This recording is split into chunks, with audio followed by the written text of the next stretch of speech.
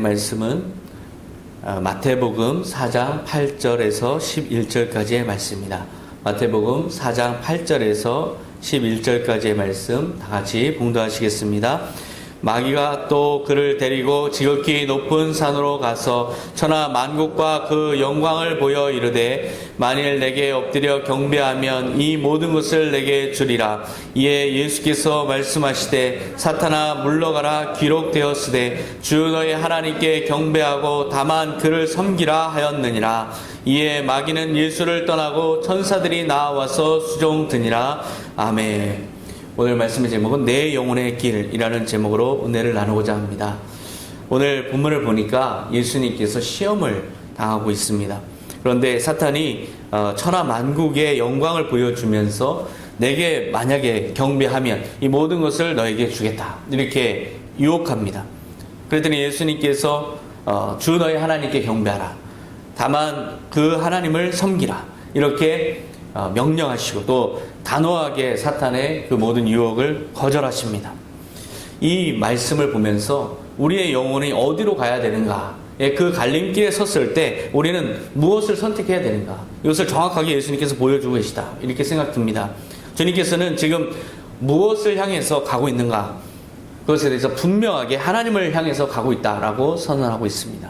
사탄은 천하 만국의 영광을 너에게 주겠다라고 유혹합니다. 사실 이것은 누구의 소유입니까? 이것은 하나님의 소유입니다. 하나님께서 모든 천하 만물의 주인이시고 하나님께서 창조하신 것입니다. 그런데 사탄이 지금 사기를 칩니다. 누가복음 4장 6절에 보면 이 모든 권위와 이 영광을 내가 내게 주리라. 이것은 내게 넘겨준 것이므로 내가 원하는 자에게 주노라. 이렇게 지금 다른 성경에서는 예수님을 이렇게 유혹했습니다. 즉 모든 것은 다 나에게 넘겨준 것이다. 나에게 넘겨준 것을 내가 원하는 자에게 줄 수 있다. 이렇게 이야기를 합니다. 아담의 범죄에 의해 심판받을 세상을 마치 자기가 차지한 것처럼 주장하고 있는 거죠. 자기가 세상을 좌우할 신이나 만들어진 모든 만물의 주체인 것처럼 그렇게 주장합니다. 그러나 사단 자신도 사실은 심판의 대상이죠. 심판받을 존재가 마치 자기가 모든 것을 다 가진 것이냐 그렇게 예수님을 유혹한 겁니다. 고린도후서 11장 14절에 보면 이것은 이상한 일이 아니라 사탄도 자기를 광명의 천사로 가장하나니, 사탄도 자기를 마치 모든 것을 가진 위대한 자인 것처럼 그렇게 가장해서 우리를 유혹한다는 것입니다. 그러니까 지금 우리가 그런 유혹의 모든 이 대상들이 다 하나님 없이 생각하는 그 순간에 우리는 동일한 유혹에 빠지는 겁니다. 요즘에 보면 많은 사람들이 높은 수익을 얻을 수 있다 해서 그런 현혹하는 그런 사업에 투자했다가 너무나 힘들어하는 사람들이 많습니다. 대한광에 투자했다가 또 보물섬에 투자했다가 이렇게 고통을 받는 사람들이 많습니다. 사실은 그 사람들은 자기의 돈으로 하는 게 아닙니다. 다른 사람들을 현혹해서 그 사람들의 돈을 가지고 다른 사람들에게 마치 선심을 쓰느냐 그렇게 하면서 돈을 부풀리고 있는 겁니다. 그것을 따라가다 보면 재앙에 빠집니다. 돈을 추구하고 그 수익만을 생각해서 따라가면 결국 큰 재앙에 빠지고 맙니다. 사탄도 지금 예수님에게 그렇게 유혹하고 있습니다. 나에게 엎드려 경배하면 이 모든 것을 내게 주리라. 전제가 무엇입니까? 지금 예수님께서 원하는 게 원하는 게 무엇이라고 생각하고 이렇게 이야기하는 겁니까? 천하 만국의 영광을 주님께서 원하신다라는 전제입니다. 그런데 그 천하 만국의 영광을 원하시는데 그 자체만을 원하신다는 전제에서 지금 그렇게 유혹하고 있는 겁니다. 사탄은 이렇게 사실은 그 유혹의 말 속에는 이렇게 이야기하고 있는 겁니다. 죽음과 부활을 통해서 하나님의 나라의 왕이 왜 되려고 하느냐? 어차피 너가 얻고자 하는 게 이것 아니냐? 영광 아니냐? 왕으로서의 영광과 권력 아니냐? 그것을 왜 그렇게 고통스러운 죽음을 통해서 그리고 어떻게 될지도 모르는 그 부활의 약속을 통해서 그것을 믿음으로 어떻게 그 영광을 얻으려고 그 고난을 선택하느냐? 그러지 말고 나에게 영혼을 팔아라. 그러면 모든 것을 쉽게 얻을 수 있을 것이다. 바로 그렇게 유혹을 하고 있는 겁니다. 즉 십자가 사명을 어떻게든 못하게 하려고 그렇게 인류의 죄를 위해서 십자가 사명을 감당하는 것을 못하게 하려고 끌어내리려고 그렇게 유혹하고 있는 겁니다. 이 질문의 본질이 무엇일까요? 정말 원하는 게 무엇이냐? 영혼을 어디로, 너의 영혼은 어디로 가고 있느냐? 바로 이것에 대한 질문을 던지고 있는 겁니다. 지금 이 질문은 우리에게도 날마다 주어지고 있습니다. 나에게 주님께서, 주님을 믿는 우리에게 사탄은 계속해서 유혹합니다. 왜 그렇게 힘들게 신앙생활을 하느냐? 왜 그렇게 힘들게 섬기느냐? 그럴 필요가 있느냐? 너도 어차피 원하는 게 세상의 영광이라면 그럴 필요가 없다라고 유혹을 하고 있는 겁니다. 이 주변의 모든 것들이 다 그렇게 유혹을 하고 있습니다. 그런데 예수님은 무엇을 원하는가? 그래서 우리가 예수님이 무엇을 원하시는가를 살펴봐야 됩니다. 예수님은 왕이 되길 원하십니다. 그런데 하나님 없이 왕이 되는 것을 원하지 않습니다. 오히려 하나님께 영광을 돌림으로써 왕이 되고자 하신 분이십니다. 요한복음 10장 10절에 보면 내가 온 것은 양으로 생명을 얻게 하고 더 풍성히 얻게 하려는 것이라. 나는 선한 목자라. 선한 목자는 양들을 위하여 목숨을 버리거니와. 선한 목자로서 하나님께 영광을 돌림으로써 하나님께서 약속하신 그 모든 상급을 얻고자 하신 분이 바로 예수님이십니다. 예수님께서 영혼이 어디로 가기를 원하실까요? 하나님께 향하기를 원하십니다. 하나님의 나라, 하나님의 약속을 향해서 예수님은 가고 계십니다. 거기서 흔들림 없이 자기의 길을 가고 계신 겁니다. 그래서 예수님께서 사명을 말씀하실 때 마가복음 8장 33절에 보면 예수께서 돌이키사 제자들을 보시며 베드로를 꾸짖어 이르시되 사탄아 내 뒤로 물러가라. 내가 하나님의 일을 생각하지 아니하고 도리어 사람의 일을 생각하는도다 하시고 이렇게 꾸짖었습니다. 베드로가 사람의 일을 생각해서 예수님이 사명을 감당하시는 것을 못하게 말렸을 때 바로 베드로에게 그렇게 꾸짖었던 겁니다. 사람의 일을 생각하는 거다. 사람의 일은 무엇일까요? 하나님 없이 내 영광과 내 안락과 내 평강을 원할 때 이것은 사람의 일입니다. 우리도 마찬가지입니다. 우리의 영혼이 하나님을 향하지 않고 사람의 성공을 추구하고 사람의 길을 따를 때 우리의 영혼이 사람의 길로만 갈 때 주님의 꾸짖음이 오는 겁니다. 그렇다면 사단의 존재는 명확합니다. 하나님 없이 천하 만국의 영광을 얻으려는 모든 생각이 다 사단의 생각입니다. 사단의 그런 모든 유혹입니다. 사단이 보여주는 천하 만국과 영광만을 하나님 없이 추구한다면 우리는 사단에게 영혼을 파는 행위라는 겁니다. 수많은 사람들이 이 시험에 무너졌습니다. 실제로 우리가 마음을 그렇게 먹는다면 못할 것이 없습니다. 그러나 우리가 주님의 살아계심을 알기 때문에 주님의 살아계심을 믿기 때문에 우리는 지금도 주님이 함께 하시는 영광을 추구하기 위해서 지금도 우리는 고난을 당하고 있습니다. 신명기 5장 7절에 나는 내 하나님 여호와라 나 외에는 다른 신들을 내게 두지 말지니라. 주님께서 명령하셨습니다. 하나님 외에 다른 것을 섬기는 것, 하나님 외에 다른 것, 특히 돈을 섬기는 것은 바로 사단을 따라가는 것, 사단에게 영혼을 파는 것이라는 그런 말씀입니다. 그렇다면 어떻게 해야 이 땅을 살면서도 하나님의 일을 추구하고도 우리 영혼이 하나님을 향해서 나가는 것일까요? 예수님께서 보여주셨습니다. 예수님께서 육체로 보여주셨습니다. 모든 병을 고치시고 또 많은 사람들에게 희망을 주시면서도 이 모든 것을 다 아버지께서 하신 일이다 이렇게 증언하셨습니다. 이 모든 것은 다 하나님의 영광을 위해서 하나님께서 하시는 일이다. 내 안에서 아버지께서 하시는 일이다. 이렇게 증언하셨습니다. 우리도 마찬가지입니다. 성공을 추구해야 됩니다. 우리가 열심히 일을 해야 됩니다. 그러나 그 모든 것을 하나님의 영광을 위해서 해야 됩니다. 더 구체적으로 이야기하면 우리가 성공한 것을 가지고 우리가 이룬 것을 가지고 우리의 서로 어려운 사람들에게 하나님의 사랑을 전하는 것, 이것이 바로 우리가 뱀같이 지혜롭게 비둘같이 순결하게 하나님을 따라가는 하나님의 길을, 영혼을 우리가 하나님을 향해서 가는 그런 우리의 모습일 겁니다. 마태복음 10장 16절에 보라 내가 너희를 보냄이 양을 이리 가운데로 보낸과 같도다. 그러므로 너희는 뱀같이 지혜롭고 비둘같이 순결하라. 주님께서 말씀하셨습니다. 저도 그렇게 보여집니다. 여러분들이 한 사람 한 사람 세상을 향해서 나아갈 때 마치 정말 이리들이 득실거리는 세상을 향해서 나아가는 그 모습처럼 보입니다. 그래서 여러분의 뒷모습을 보면서 기도합니다. 또 한 주 승리하게 하여 주시옵소서. 우리는 노력해야 됩니다. 열심히 성취를 위해서 애써야 됩니다. 다른 사람들 이상으로 노력해야 됩니다. 그러나 그 모든 것의 영광은 주님께 돌려야 됩니다. 이것이 바로 우리가 맡은 감사의 직분입니다. 자신이 이룬 걸로 하나님께 영광을 돌리는 방법은 그것을 통해서 주님의 일을 하는 것, 이것이 바로 멋지게 사탄을 골탕 먹이는 일입니다. 멋지게 사탄을 제압하는 일입니다. 예수님이 보여주신 삶, 그것은 바로 성실한 청지기로서 영혼을 주님께로 향하는 그런 삶이었습니다. 그러면 우리가 시험이 올 때, 갈등이 일어날 때 어떻게 해야 될까요? 예수님처럼 단호하게 외쳐야 됩니다. 마태복음 4장 10절에 예수께서 말씀하시되 사탄아 물러가라 기록되었을 때 주 너희 하나님께 경배하고 다만 그를 섬기라 하였느니라. 바로 이렇게 단호하게 외쳐야 됩니다. 사단의 어떤 시험에도 오직 예수님의 그 모습을 기억하면서 하나님의 영광을 우선순위로 두는 그런 우리의 모습이어야 됩니다.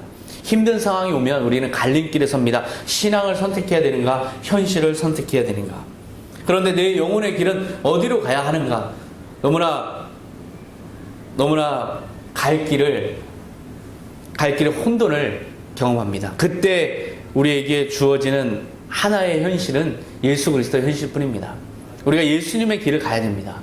예수님의 길을 따라가면 주님께서 함께 하시는 그런 통일된 길로 우리는 가게 되고 주님의 모든 책임지는 그 은혜를 경험하게 됩니다. 주님께서 모든 걸 책임지십니다.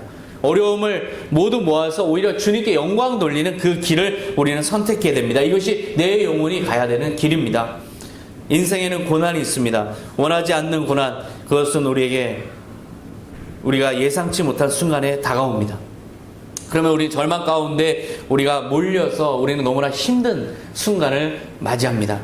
필립 얀시라는 기독교 복음 작가가 이런 책을 썼습니다. 하나님 제게 왜 이러세요? 라는 책을 썼습니다. 너무나 감동적인 책입니다. 인생은 여기에서 이야기합니다. 인생은 그림 그리는 것과 같다. 큰 그림은 하나님께서 그리셨다. 그런데 작은 그림은 우리가 가지고 있는데 이 그림으로 과연 이 작은 그림 하나로 이 큰 그림을 완성할 수 있을까? 우리는 날마다 두려움과 회의에 빠진다. 그렇지만 삶에서 일어나는 온갖 불신앙의 증거에도 불구하고 하나님의 그 큰 그림이 완성되기까지 우리가 믿음을 붙잡고 가는 것, 이것이 바로 신앙생활이다. 이것이 바로 성공하는 신앙생활이다.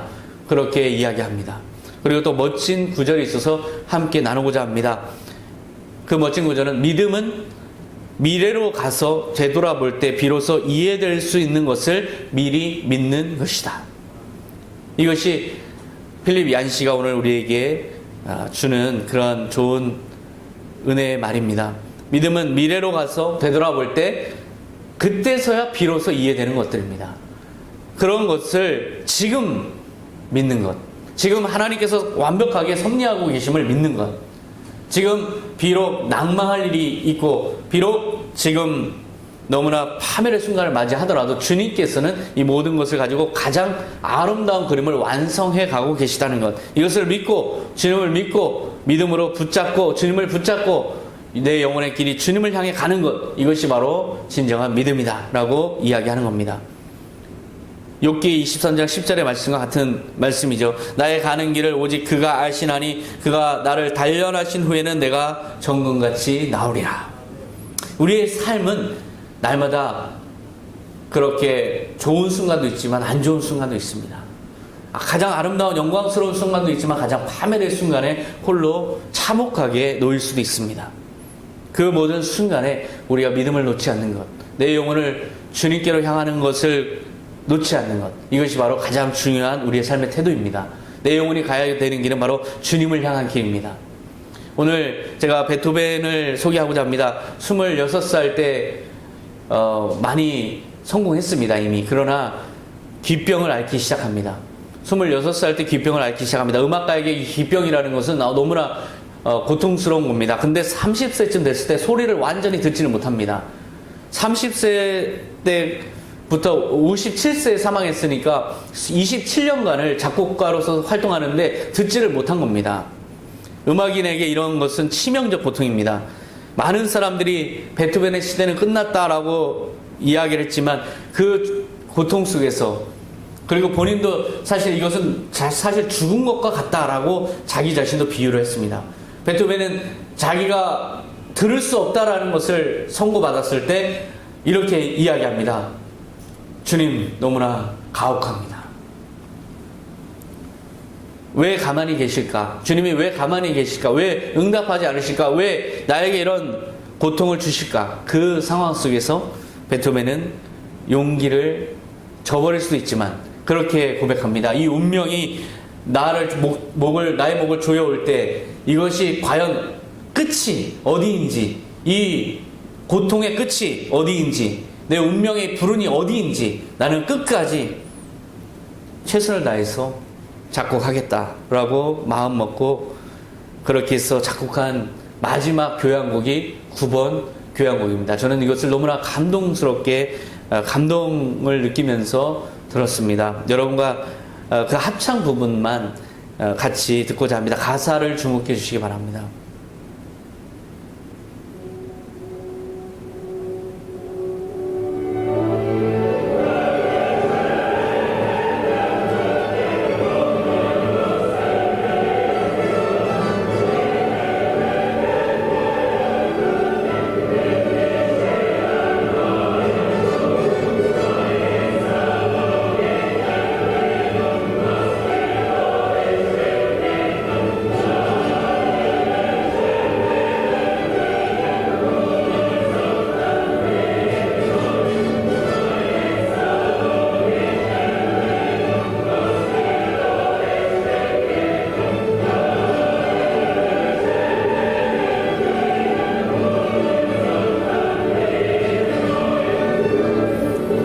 이 곡을 보면요, 정말 세계 문화유산입니다.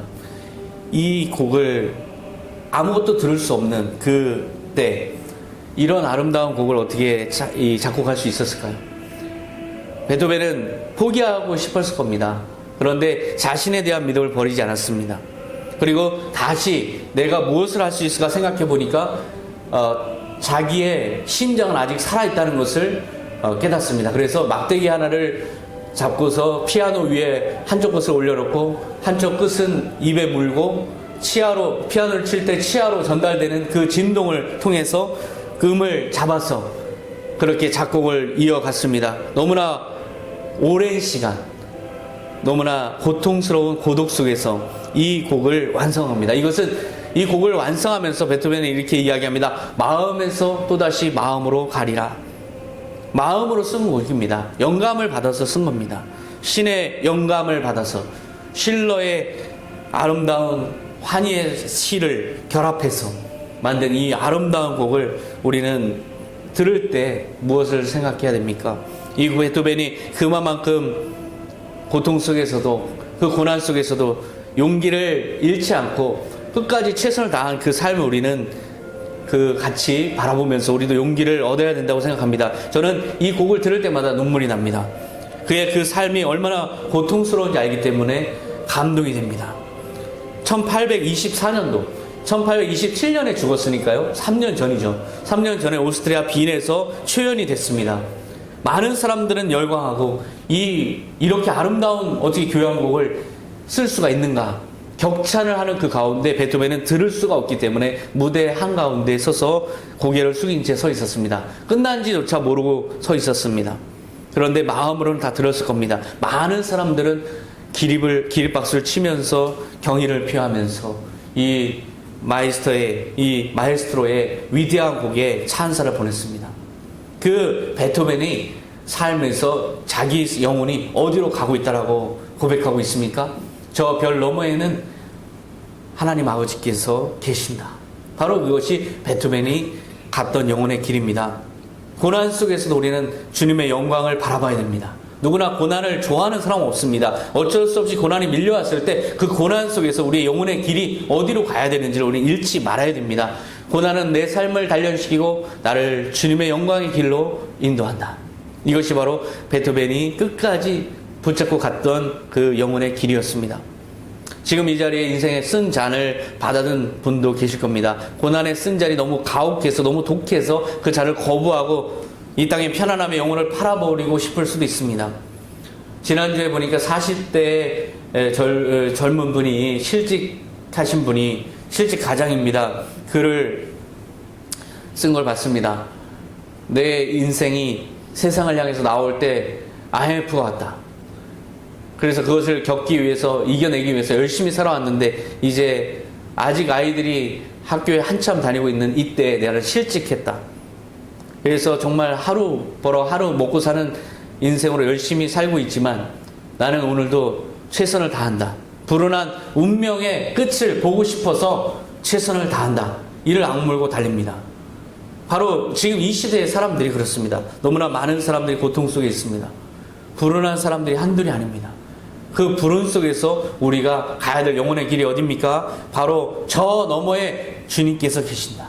저 너머에 하나님께서 나를 기다리고 계신다. 바로 주님을 우리는 믿기 때문에 이 자리에 와 있고, 주님을 믿기 때문에 내 영혼의 길이 주님을 향해서 가야 된다고 생각하고 우리는 견뎌내고 있습니다.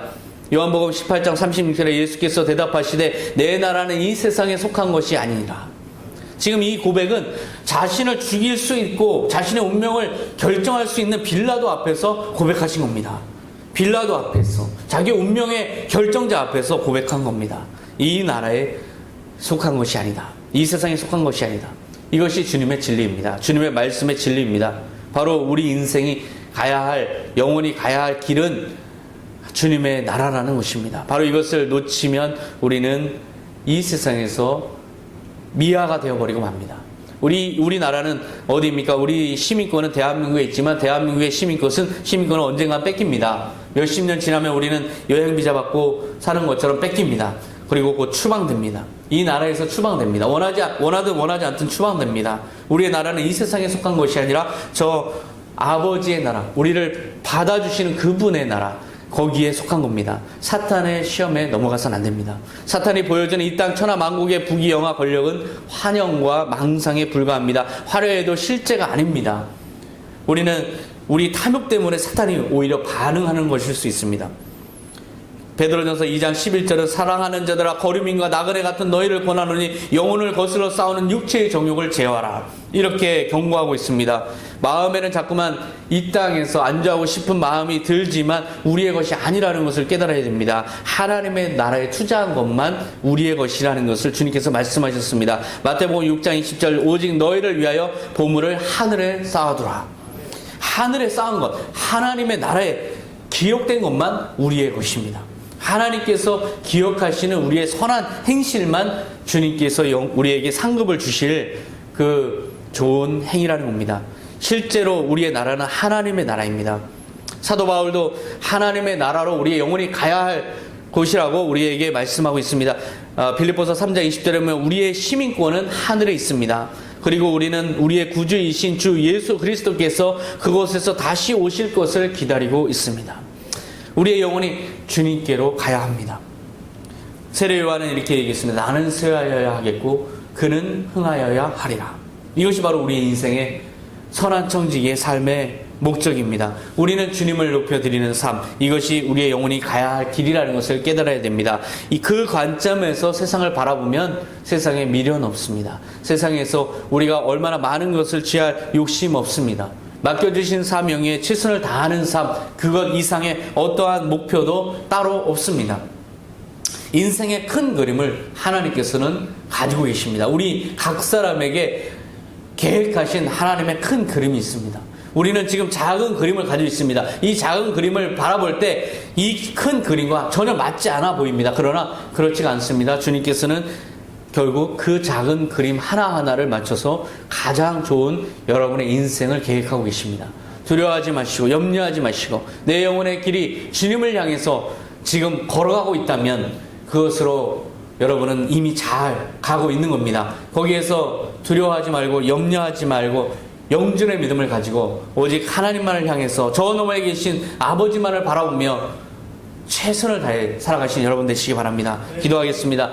하나님 아버지 감사합니다. 우리는 너무나 연약해서 아버지 주님 순간순간 길을 잃고 방황합니다. 주님 내 영혼이 어디로 가고 있습니까? 내 영혼이 주님 다른 사람들과 같이 주님 가야 된다라고 생각한다면 이것은 잘못된 길입니다. 오직 주님만을 바라보며 주님의 영광을 위해서 이 땅에 주어진 짧은 인생을 주님께 영광 돌리는 인생으로 살아가게 하여 주시옵소서. 아버지, 선한 총재로서의 자신의 본분을 깨닫게 하여 주시고 오직 주님께 영광 돌리는 삶으로 우리 삶이 이루어질 수 있도록 주님, 우리의 영혼에 가는 길이 주님 흐트러지지 않도록 주님 인도하여 주시옵소서. 모든 것 주님께 감사드리며 예수님의 이름으로 기도하옵나이다. 아멘.